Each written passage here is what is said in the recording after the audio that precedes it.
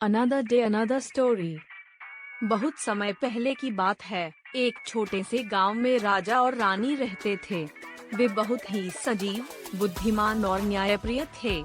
गांव वालों की समस्याओं को समझते और उनकी मदद करने के लिए वे हमेशा तैयार रहते थे। एक बार की बात है, गांव में बहुत अच्छा पौधा उगने लगा जिससे एक बड़ा और सुंदर फूल खिलने वाला था। राजा ने उस पौधे की देखभाल करने के लिए एक खास बगीचा तैयार करवाया। बगीचे में उन्होंने विभिन्न प्रकार के फूलों को उगाया जो अनूठे और खूबसूरत थे। राजा और रानी दिन रात उस बगीचे की देखभाल करते और उसके फूलों का आनंद लेते थे। वे बगीचे में समय बिताने के बावजूद अपने राज्य के मामलों में भी सक्रिय रहते थे। एक दिन एक गरीब यात्री गांव में आया। वह बहुत भूखा और थका हुआ दिख रहा था।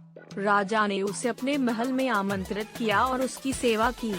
यात्री ने राजा की मदद के लिए बहुत आभार व्यक्त किया और उसे एक चमकते हुए पत्थर दिया।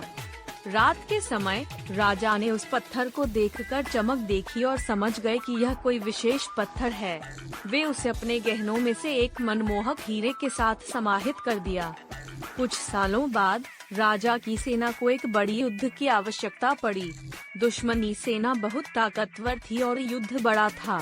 राजा ने अपने सैनिकों को उत्साहित किया और उन्हें साहस दिया। युद्ध के दौरान राजा ने उस मनमोहक हीरे का उपयोग किया जिसे यात्री ने उन्हें दिया था। हीरा ने राजा की कठिनाइयों को हल किया और उनकी सेना को विजयी बनाया।